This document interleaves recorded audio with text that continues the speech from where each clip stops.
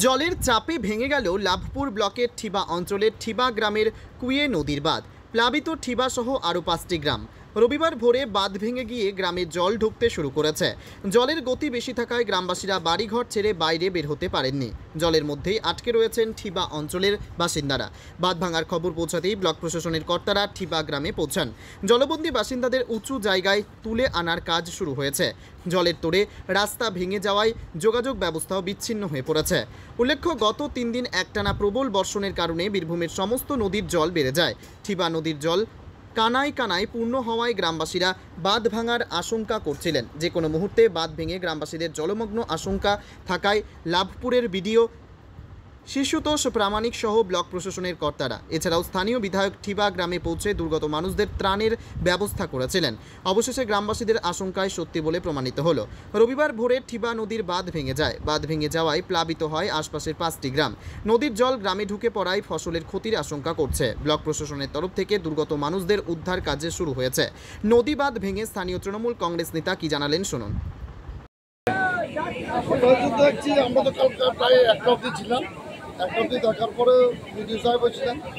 তারপরে সকাল তো এসে দেখছি ভাঙন হয়েছে। এখন কি দাঁড়ায় পুলিশ প্রশাসন, বিডিও সাহেব, আমাদের অঞ্চল নেতৃত্ব প্রত্যেককে এবং ইরিগেশনের মানুষজন প্রত্যেকেই উপস্থিত আছেন। এবার যেটা ঘটে গেছে এবার কীভাবে রিকভারি করা যায় এবং গ্রামের মানুষকে কীভাবে উদ্ধার করে বাঁচানো যায় সেটাই এখন বড় লড়াই। সবাই প্রশাসন থেকে আরম্ভ করে কালকে এমএলএ সাহেব এসেছিলেন। এমএলএ সাহেবের যথেষ্ট সক্রিয়তা দেখিয়েছেন এবং এমএলএ সাহেব সমস্ত কিছু ব্যবস্থা করে দিয়ে গেছেন। ব্লাড সেন্টারের ব্যবস্থা আছে, স্কুলগুলোকে ব্যবস্থা করে দেওয়া আছে, এসবেই কোনো অসুবিধা নাই, চলছে। এই বাঁধ ভাঙার জেলায় কতগুলি গ্রাম বন্যার কবলে পড়তে পারে? পক্ষে 15 থেকে 16খানা গ্রামের আমাদের অঞ্চলের ক্ষতিগ্রস্ত হবে এবং চাষের জমি, পুকুরের মাছ, এমন কিছু বাড়িঘর সমস্ত কিছুর ক্ষতি হওয়ার আশঙ্কা আছে।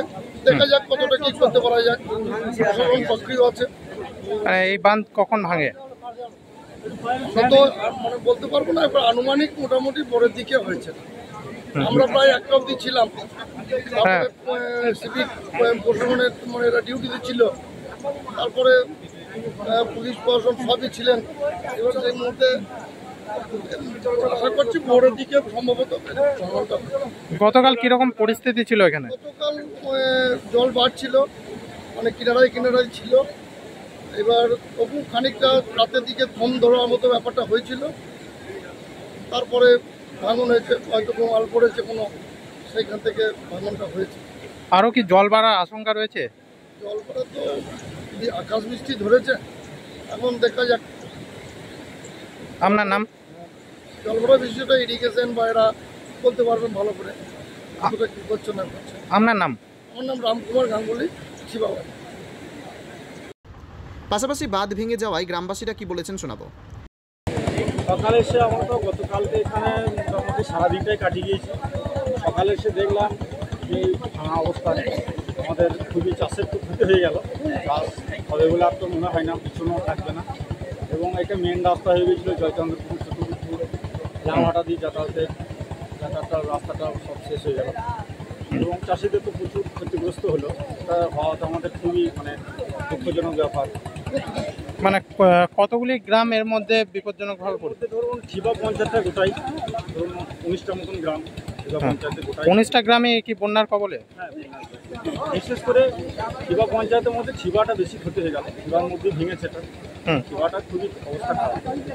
গতকাল কিরকম পরিস্থিতি ছিল? গতকাল পরিস্থিতি খারাপ ছিল, তার মধ্যে যা রক্ষা হয়েছিল। আমরা সারাদিন এখানটায় কাটিয়ে দিয়েছি কালকে। গতকালকে ভাঙা মতো পজিশনও ছিল না, যাই হোক। কিন্তু যেভাবে রাতে ভেঙে গিয়েছে তো বুঝতে পারছি না, এসে সকালে দেখছি এই অবস্থা। ঠিবা পঞ্চায়েতের সব থেকে অবস্থা খারাপ, তার মধ্যে ঠিবা গ্রাম বেশি সব থেকে। আপনার নাম? আমার নাম রঘুনাথ মন্ডল, ঠিবা গ্রামের বাড়ি। বর্ষা এলেই নদী বাঁধ নিয়ে সকলের টনক নড়ে।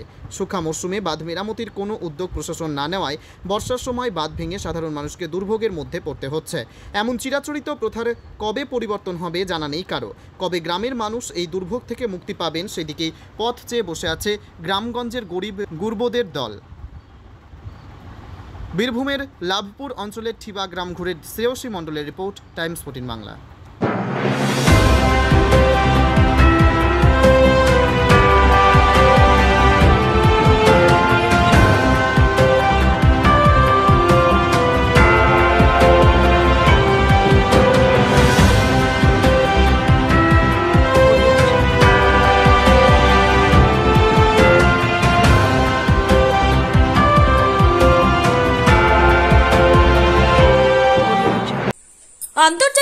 চিকিৎসা এখন ইটাহারে। 2 দিনাজপুরের মানুষকে আর মালদা, শিলিগুড়ি কিংবা কলকাতায় ছুটতে হবে না। উত্তর দিনাজপুরের উদীয়মান ব্লক উদ্বোধন হলো Itahar Paramount super speciality hospital.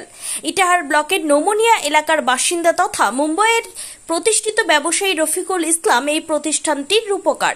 এখানে থাকছে মাল্টি স্পেশালিটি হাসপাতালের সুবিধা, যেমন সম্পূর্ণ অটোমেটিক প্যাথোলজি ল্যাবরেটরি। এছাড়াও এখানে কলকাতা, রায়গঞ্জ, মালদা, ইটাহার, শিলিগুড়ি, বেঙ্গালুরু, চেন্নাই এবং মুম্বাইয়ের স্বনামধন্য চিকিৎসকেরা স্বল্প মূল্যে রোগী দেখবেন।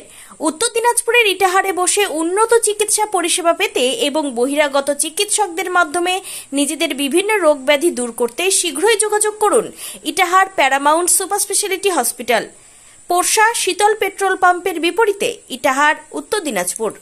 মোবাইল নম্বর 9064996969। আপনি কি কিডনি রোগে ভুগছেন?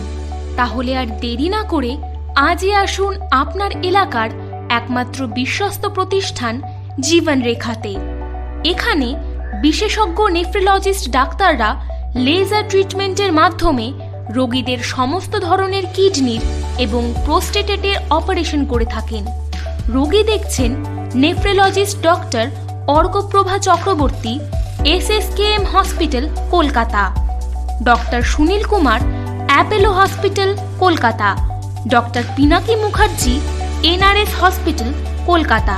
এছাড়াও এখানে প্রতিদিন অপারেশন করছেন ও বহির্বিভাগের রোগী দেখছেন ইউরোসার্জন ডক্টর আতার কাশিম, PG হসপিটাল, কলকাতা। তাছাড়াও এখানে স্বাস্থ্যসাথী কার্ড ও ওয়েস্ট বেঙ্গল হেলথ স্কিমের সুবিধা রয়েছে। আমাদের ঠিকানা রায়গঞ্জ, উকিলপাড়া। বিশদে জানতে কল করুন 8373066655 অথবা 8373066644 এই নম্বরে।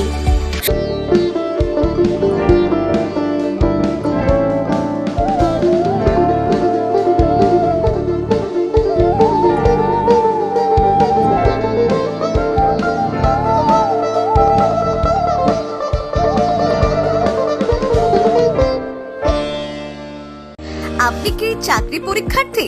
চাকরি পরীক্ষার বই খুঁজছেন?